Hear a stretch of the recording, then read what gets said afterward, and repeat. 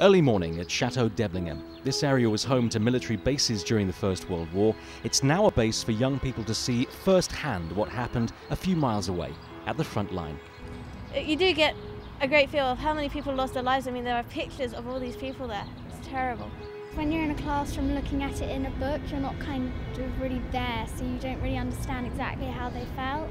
In Flanders fields the poppies blow, between the crosses row on row, that mark our place, and in the sky the lark, still bravely singing, fly scarce heard amid the guns below. The poem that was written in this bunker here on an April day in 1915 by John McCrae would have been known to everybody. Unless you've been here, it's difficult to imagine how this part of Belgium has been scarred and shaped by the battles of the First World War.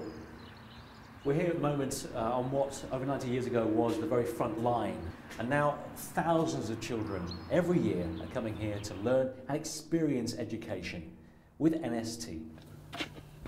Here we are at Eblinghem Cemetery, and every cemetery has one of these. Learning outside the classroom is a leading element of the government's education agenda, and NST piloted their new quality badge. Teachers, I mean, they've got a big job to do anyway, just looking after that group of children. So we've got to make it as easy as possible we've got to enable them to be able to do this thing, particularly with safety. One of the good things about the new government's quality badge is it makes it easy for them to find a good operator. Now, that's a challenge for us because we pioneered this and we feel very proud about that, and we've got to build on from that so that more and more people can get out and learn outside the class, experience it, feel it, touch it.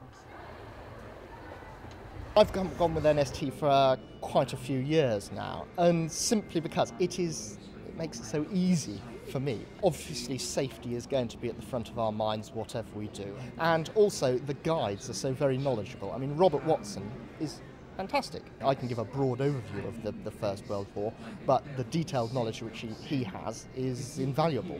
So, whether visiting sites or back at base, this is helping hundreds of schools to create a perfect learning environment. The children, they learn so much. They're here for a week, they're here for 3 days, they make lots of changes. They can learn so much as well when they go and visit the battlefields. I think a lot of them, they don't really realise quite the severity of it, and they'll go to the battlefields and it will just bring it home to them. I think it's incredibly good because most history lessons you just learn in the classroom and read from textbooks, but here you can actually get a feel of what they felt like. I think you get more out of it when you come on a trip because you actually see what happened.